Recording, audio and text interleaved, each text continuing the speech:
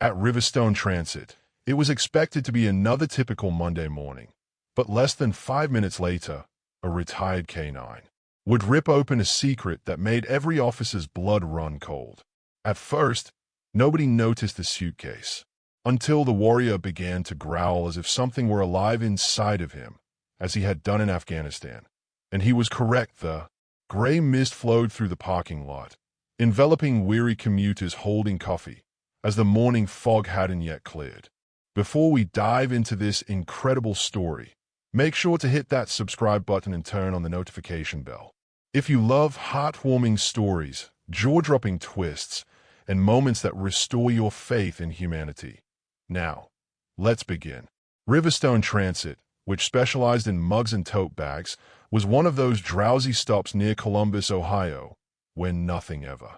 Officer Dana Blake leaned against her patrol car with a weapon till it happened. At her side was a leash in one hand and a partially consumed protein bar in the other. Trooper, her devoted German shepherd, had gray hair and made deliberate motions, but his eyes remained. A retired Marine canine, burned with purpose. Trooper wasn't just any dog. Trained to detect bombs, aware of potential threats, and unflinchingly stand between death and his handler. Following 2 years of peaceful retirement and years of service in the military, Trooper had been reactivated to support officers in low-risk situations as part of a local canine trial program. Patrols Dana, a veteran who is currently a calm, perceptive police officer in her mid-30s, was the bus station's PA was the ideal fit for him. They had a strong but quiet bond. System crackled overhead, 2 adolescents quarreled, and a mother pushing a stroller attempted to stop her kid from pursuing birds. Everything was regular over headphones until the trooper stopped. "What is it, Donna?" The dog's ears perked up as he followed his gaze. His body froze, a long growl rumbled in his chest, and he surged forward. He locked onto Rod and pulled Dana a few feet forward, nose low, tail rigid. Near the far end of the platform, a ragged maroon suitcase with scuffed corners and one cracked was lying beneath a wooden bench. Nothing out of the ordinary except that it was untagged and nobody in the area claimed it. In a matter of seconds, the trooper's demeanor had changed from casual to combat. Dana squinted. "Oh, that's not right, Trooper."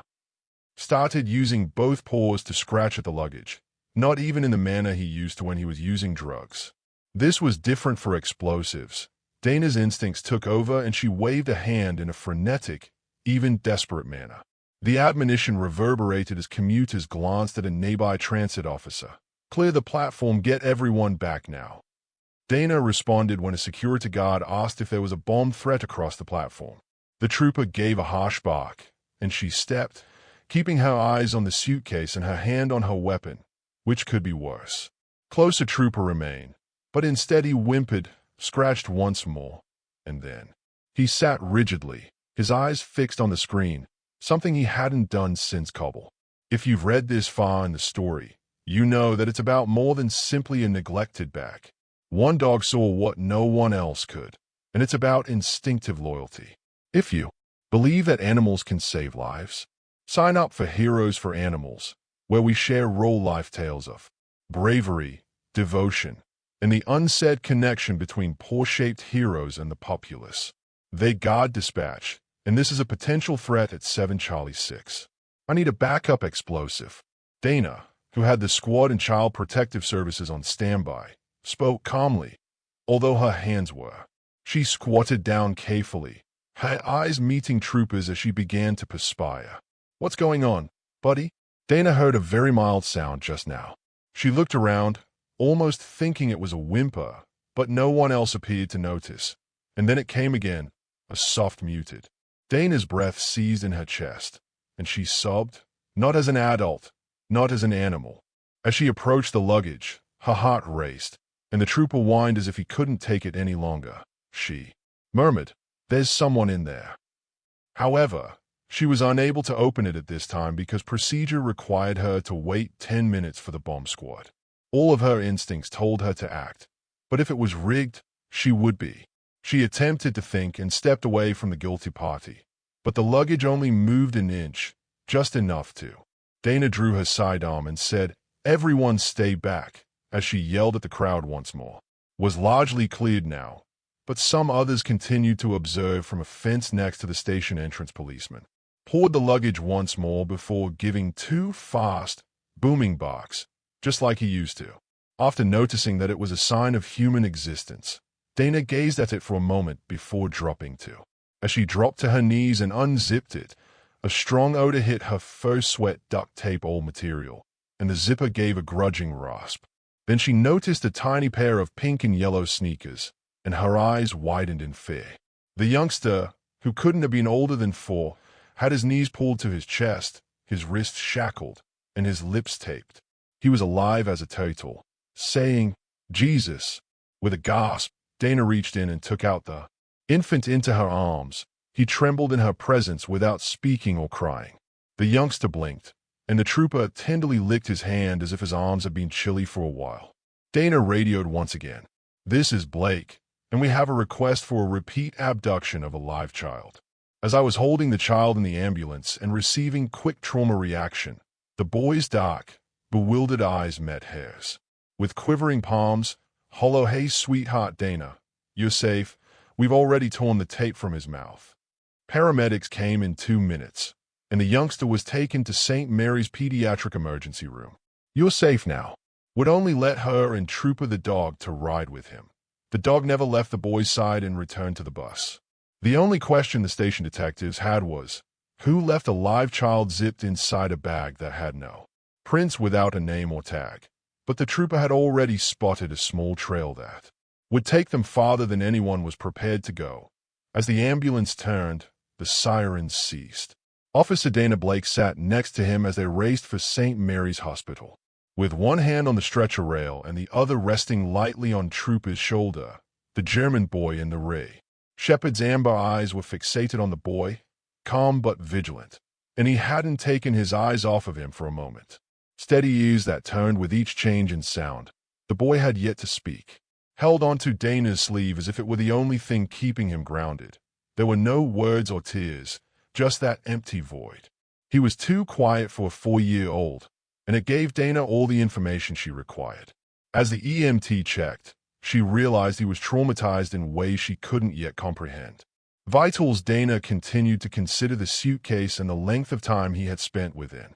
Why wasn't there a missing child report that matched his face, and who placed him there? She continued to turn over. Detective Ray Marino. Dana swiped to answer her phone as it chimed, asking me questions. "We checked the. You're not going to like it. I'm already not liking any of it," Ray murmured throughout the surveillance clip. Someone wearing a gray sweatshirt left the suitcase under the bench at 5:42 a.m. today. The bus is leaving immediately after any leads, but the camera position doesn't capture their face or license plate. Breathe, trace the bus, and ran image enhancement. But this was deliberate. Whomever did this didn't. Dana's stomach fell, yet they were calm and the suitcase was securely fastened as if they had done it before. Ray added that it's only a theory that they've done it before, but something about this doesn't feel like a first-time dump. We'll discuss this further at the youngster who was wearing an oxygen mask over his mouth. A pediatric trauma team was at St. Mary's when the ambulance doors opened. Nurses and technicians Dana and Trooper were waiting, and the youngster was hurried down the hall on a stretcher. Dana halted the trooper after they had reached the authorized personnel-only line. When the automated door closed between him and the youngster, didn't he attempt to follow his whining? "It's okay," she said. Trooper refused to sit and instead stood, saying, "You did your job. You found him. Let them take care of him now." Returned in the waiting room, the area of the door tail still looking forward. Donna sat in a plastic chair with her arms folded, observing with antiseptic and burned coffee. Overhead, a muted TV shows local news video. The story had already reached the press, and the headline crawled over the screen. She detested how the media swooped in so fast after discovering the screen boy and the luggage at Riverstone Transit. She rubbed her temples, but they never got the specifics right and didn't discuss how it felt or how it shook you. Noticed that Trooper was lying down, still facing the corridor, and that he hadn't relaxed since they got there. Officer Blake. Dana stood where I was, and Dr. Megan Price, the ER lead, entered. The youngster has dehydration hypothermia and has marks on his ankles and wrists.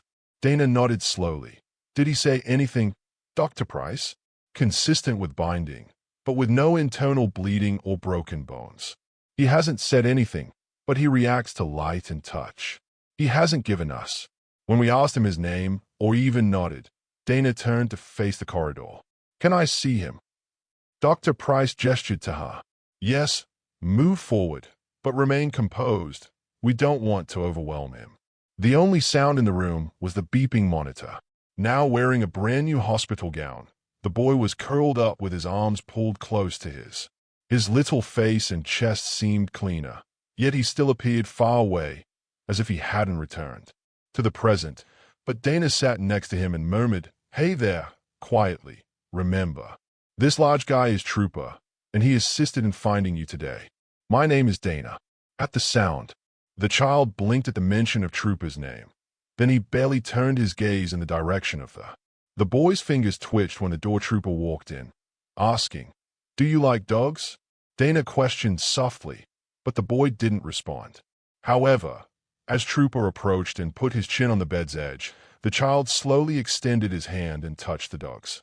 Dana suppressed his emotions as he buried his palm in his ear, and the youngster trusted the. Ray Moreno was seated in front of the station, and the dog indicated that something whole was still inside him. Of a desktop monitor repeatedly rewinding the security footage while drinking coffee from a burn vending machine. Something about the hoodie-wearing person's movements seemed too fluid. They knew where the camera was. He paused the camera and focused on a frame right before the person left because they never revealed their faces. One item caught my attention. A pink and white bracelet composed of weave thread that was most likely handmade. Not something a man would normally wear on his left wrist. He reached for his phone and called Dana. Yes, she answered. She whispered, I have a hint, not a face, but who left the... Dana furrowed her forehead, indicating that they were either feminine or wore a pink and white friendship bracelet on their wrist. Something or someone making a concerted effort to resemble one RY stated. But worse, we verified that this person was not in the system by doing a face match against known criminals, but it didn't yield any results. Ray mentioned that the bus was going east at 5:45 a.m., so she would try to run already. Dana carried Trooper back to her apartment that evening, and she couldn't quit thinking about the boys. Eyes that weren't only terrified and guarded as if he had been taught to keep quiet, or perhaps punished if he did. She sipped cold tea while sitting on the couch and gazing at the wall when her phone buzzed once again without explanation. Dana froze. The text was untraceable and had no number. But I did what I had to and is safer now. I did what I had to, and is safer now.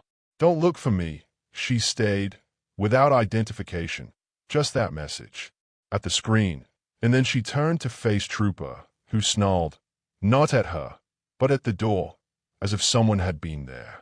Returned with a deep, low growl, and the distinctive Trooper rose from his position at the door.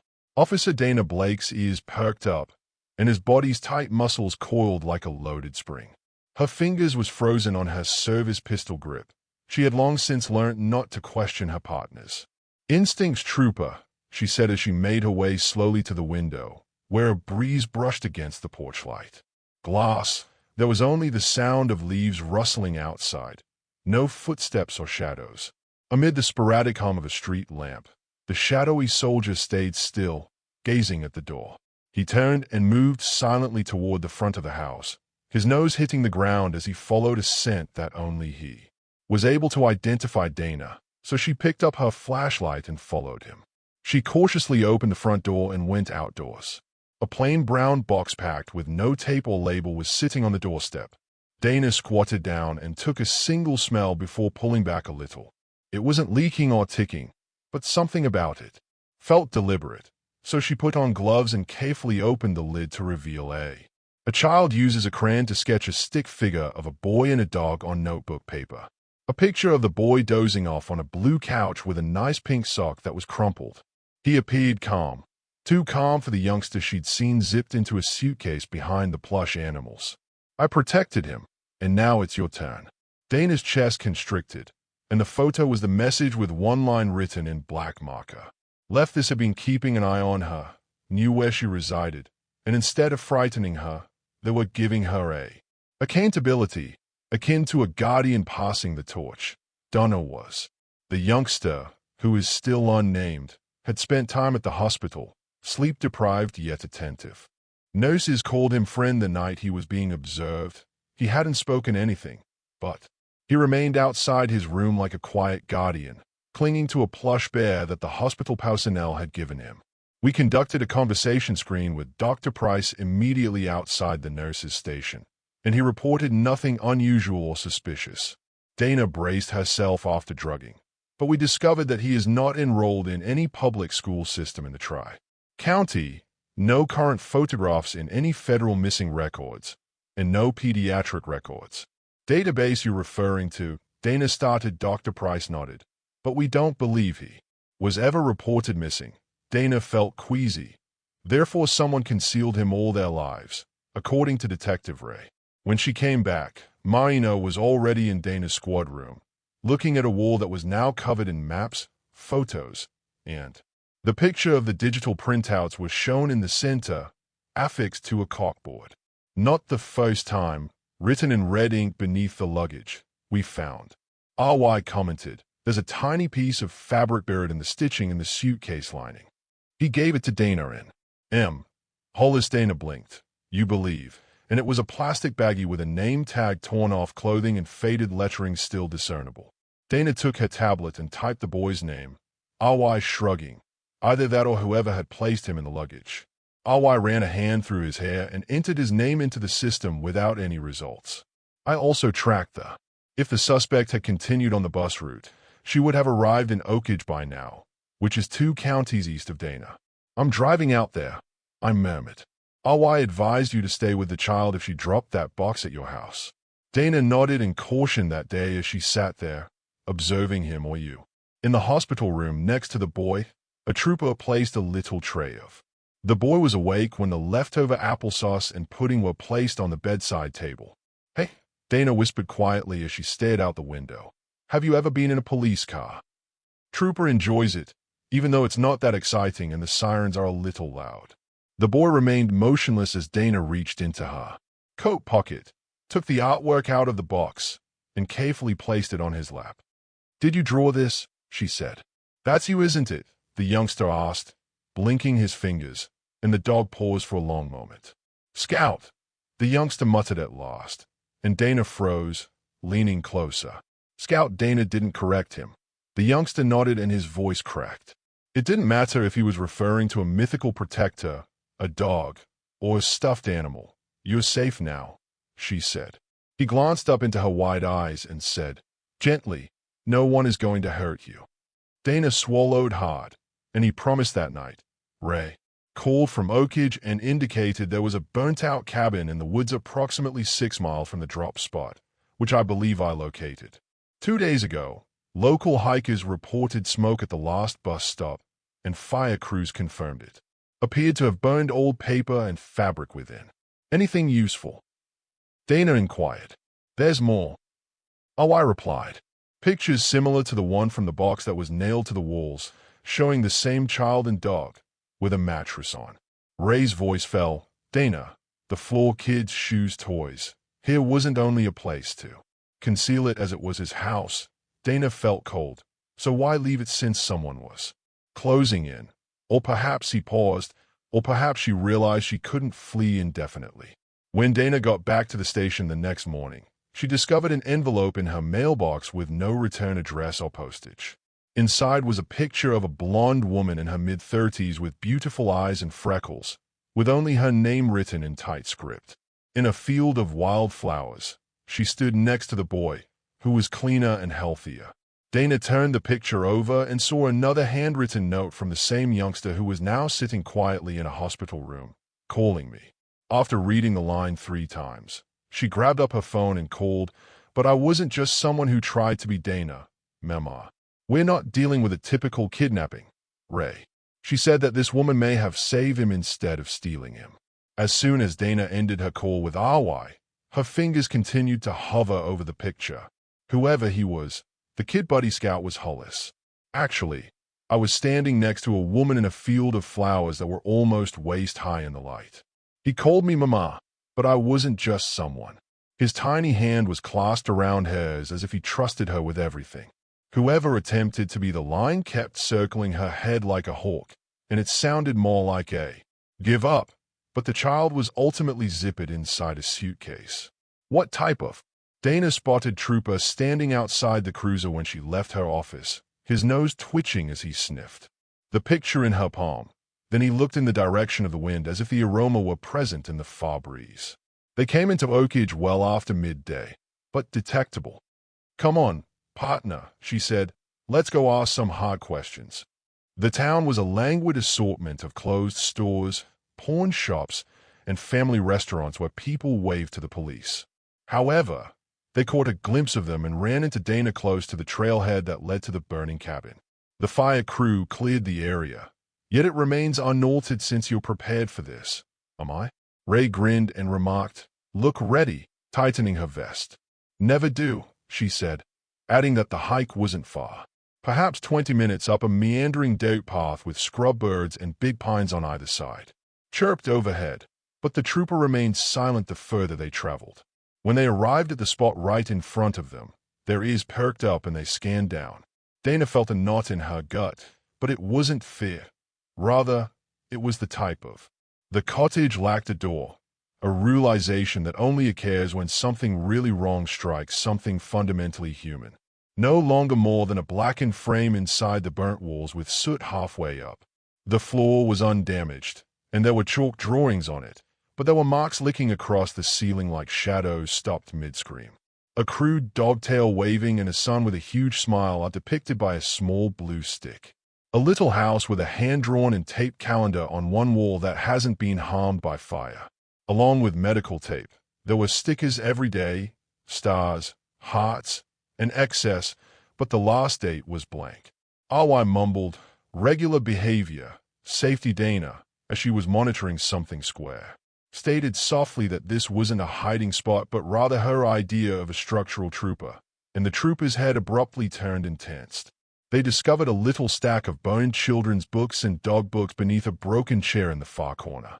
Despite the huge daring day, one nevertheless possessed a half-readable title of Scout. When he muttered the word, Dana replied, "Scout, not trooper." Back at the cruise ship, Dana went over the picture once more and leaned close. He rubbed his jaw against the hood and replied, "She's not in any known registries. Publishes no documents, but the image was created at a little Marlow photo lab. There are 2 gas stations and 1 grocery store in the town about 40 miles south of Marlow, Dana. Stations, but a clinic is open for free walk-ins with no inquiries." Dana felt "You're thinking." "What am I thinking?" "That she took the child there and paid with cash." Dana nodded. "Let's." Cassie, a young woman with black locks and a weary but determined visage, narrowed her eyes as she rolled the clinic receptionist. When Dana gave her the picture, she remarked, "We're not here for names, Dana. I'm not supposed to share patient information. Wrote to ask whether you had seen them." The mother in the picture was horrified by the youngster who was found abandoned and chained. Casey sighed and leaned in. "Yeah, I remember her. We called her. We don't yet know if it saved or injured him." Willow claimed that she arrived without identification perhaps 3 times, and the child was bruised. When we asked her if she wanted to speak with someone, she broke down in tears and stated she was just passing through. Did she ever mention? I questioned Cassie where she was from, and she shook her head no. However, she inquired as to where she could find wood stove parts and whether. Dana nodded slowly, as if she was trying to convey that she didn't trust shelters or that anyone in the area mended roofs. Casey hesitated before taking a post-it note out of the desk drawer to see if she had left any contact information. Dana snapped a 10-digit number that was boned into the corner and stated it was an emergency number in case she didn't return. "Thank you for the picture." She stated you might have saved that child's life again. Later that evening, Dana and RY Saturday. With scalding black coffee mugs and too much silence between them, the diner asked, "You believe her, at last, that?" Dana saw out the window where Trooper lay, the cruiser's tail thumping now, and thought she was trying to protect him. "I don't know yet," she said while he was sleeping, but he trusted her that. He doesn't recoil at the thought of her. unlike he would have if she had been the one causing him pain. Youngster. Awi groaned. So what comes next? Look at this, Dana remarked, reaching into her coat and taking out the picture once again before pulling out the drawing from the back. The drawing shows the same house and field, and the flowers are the identical ones from Oakage. Awi looked closer, and she has been circled around this area for some time, but she hasn't disappeared. Instead, she is hiding in plain sight, and if we don't find her soon, you might be thinking that the child wasn't her only secret, but someone else might not care why she did it. Dana folded the sketch and stood there, thinking, we've only touched the surface. The boy was. A nurse was able to convince him to consume half of a grilled cheese sandwich and some food while he was sitting up for the first time. Applesauce looked up and grinned slightly as Dana entered the room, and a trooper trotted to his side, nudging his. Dana remarked, I saw the picture you drew, and it was really lovely. House. The blue door. Dana nodded. Yes, and the boy's eyes brightened. Dana leaned forward to see Scout. Your dog. And the boy shook. Scout appreciated the flowers, and he grinned again. His head eventually acknowledged that he was his, yet occasionally he let me to ride on his back. Dana's heart squeezed as he said it was all right and that he was elderly but still strong. You recall what she called you? She said, and he nodded. Miles. Dana froze, and at last, a name appeared on the tag, M. Hollis. When Dana sat, it was almost midnight and there was still a lot missing. Trooper slept by herself in her cruiser parked across the street from the hospital. Dana's fingers tapped lightly in the back seat, his paw twitching as if he were chasing something in his sleep. At last, the boy who had been restlessly driving Miles Hollis had a name for it. Wasn't much, yet she kept thinking about it because of the manner. He had spoken it with pride and softness, as if it had been stolen from him and he hadn't heard it in a long time.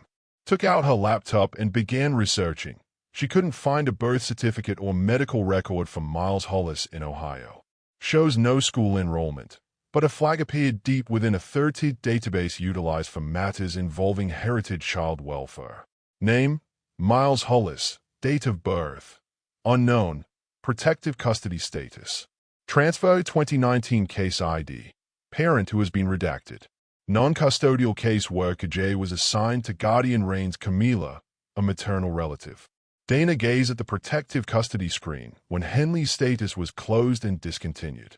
Camila Rains, a maternal relative, was mentioned, and not in a positive way. She took her notepad out of her glove box and turned back to a previous page when the Awi claimed that the woman on the bus seemed familiar when the bag was first found, but they were unable to find a match. The following morning, Dana waited outside Columbus Family in front of a dilapidated government facility. In youth services, the type of facility with a vending machine that hadn't been replaced, old carpet, and flickering overhead lights. Worked for 10 years, and she had a meeting with an experienced caseworker named Janice Henley, who appeared to have seen too much and no longer found anything impressive. So Janice looked at the folder before her before looking up at Dana. Do you recall this case? Miles. Dana asked, and Janice nodded, and Camila. Janice groaned, reclining back in her chair. It was a nightmare from day one. Miles was placed in emergency custody following a domestic dispute with his biological father that was not widely reported by the media. As it turns out, Martin Hollis, the father, had a sealed file from an earlier abuse case. When the courts overlooked when he requested custody, Dana blinked, implying that they gave the child to a man with a. Camila Rains said, You'd be surprised how many red flags get buried under paperwork. Sealed record, she said with a sour laugh. Attempted to step in. She was the boy's half-aunt via his mother. She had no legal claim, but she pleaded with us to look into it. We tried, but she didn't have any respect, and nobody in her family would. Testify that she didn't even have a permanent place to live when the case was completed and the boy went back to his father. Dana sat forward. However, after a few weeks of hesitation, the father and Miles simply vanished without any police intervention. There's been no news update, but I always thought Camila had taken him. Why? Janice whispered because, if you read between the lines, Camila wasn't evading the law. Rather, she was fleeing a system that let him down. Dana remained on the sidewalk outside the building for a while, gazing at the trees. Camila Raines was swinging in the breeze when a trooper touched her leg, sensing her uneasiness. The question of why she left the boy in a suitcase remained unanswered even if she hadn't snatched him. Entered the cruise ship and contacted Ray. "You won't believe this," she continued, and Ray listened as she explained. Camila's relationship with Miles, the malfunctioning system, the caseworker's assumption that he exhaled forcefully, and she's been. Ray stayed silent for a while after you raised him off the grid for almost 5 years. "But there's something else you. Remember the number that was posted at the clinic?" "Yes, we had a ping-burn phone that was last used 72 hours ago." Dana's heart skipped in Raven's Hollow, a deep wooded area just north of the National Forest. As they approached the edge of the road, it took 2 hours to conceal the route to Raven's Hollow. The GPS stopped working and the policeman was wide as the paved road changed to gravel.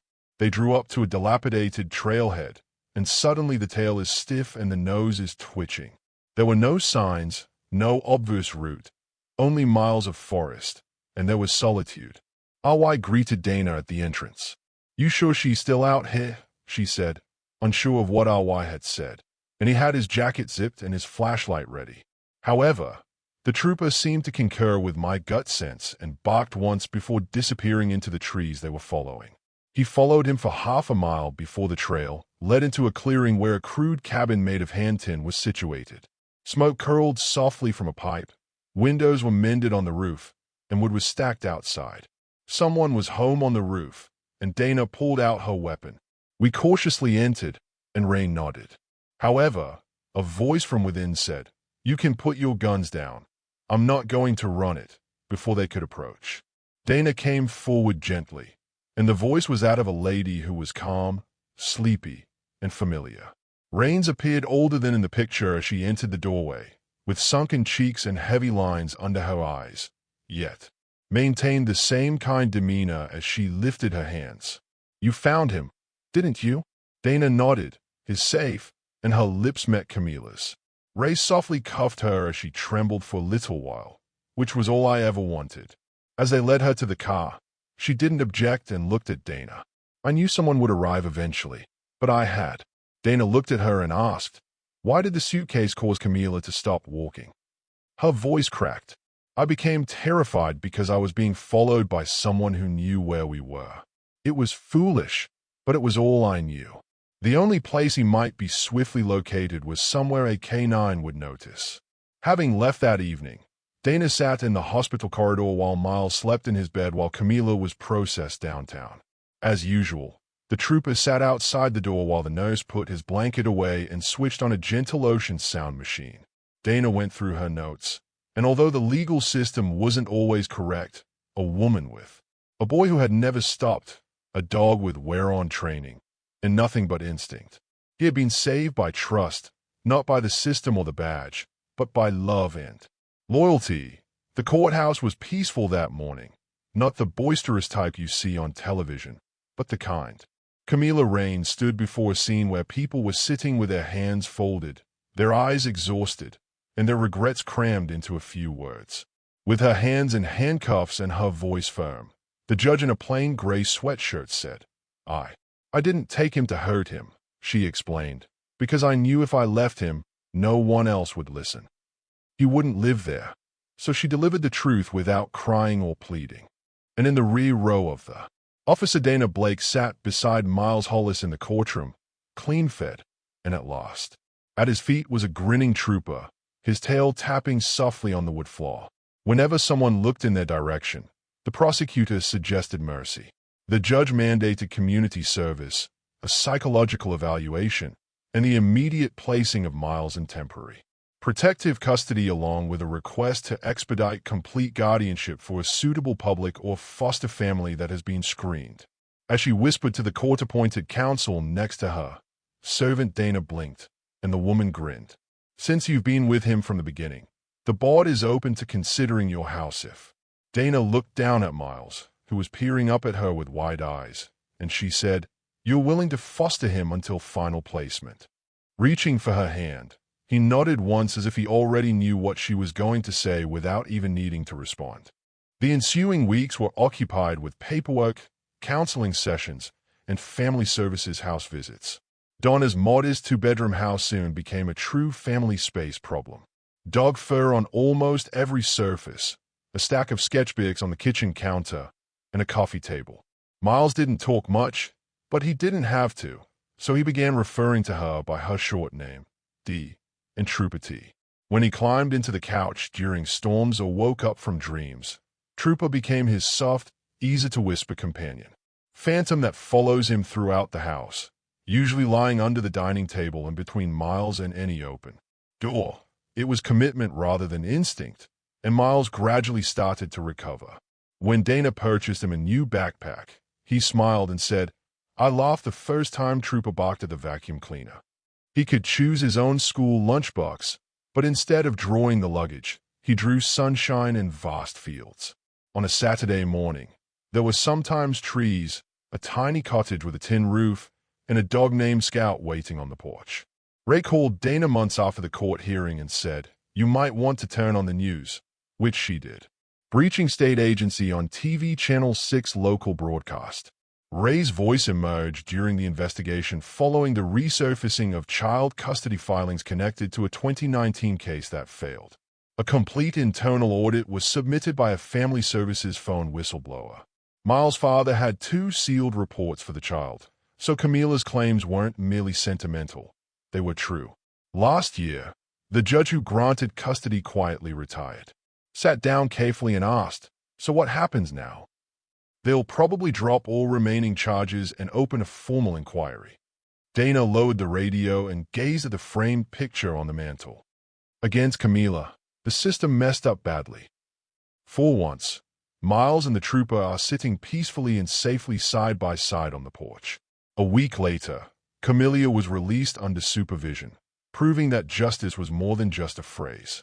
She silently withdrew into the background and turned down every interview with the media, as she had done for years. But, with permission from the therapist and caseworker, she visited Dana and Miles at a nearby park one afternoon. She brought a. Miles didn't say anything. He just ran to her and hugged her for a while with a plush bear and a frayed copy of Scout and the Brave Day. After a long moment, Camila took a step back and remarked, "You did keep me safe." She grinned. From a bench close by, Dana observed the trooper's head lying on her leg. It wasn't a happy ending, but it was real, and that was more than sufficient in the actual world. A month later, Donna stood before a crowded audience at the mayor of Riverstone Town Hall.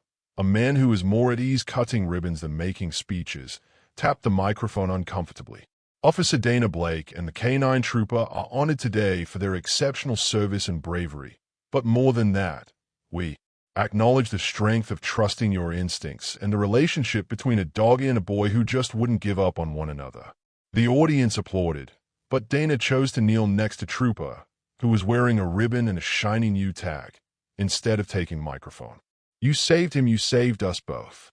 Miles rushed upon the scene, wrapping his collar over his neck, the stage, and gave them both a hug as the audience stood that evening after the cheers subsided and the lights went down. After putting Miles to bed, Donna switched off the lamp and turned on his ocean noises. Miles shook his head and said, "Because of Trooper," after giving it some thought.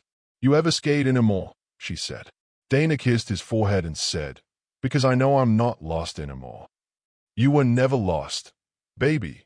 You were only waiting to be discovered."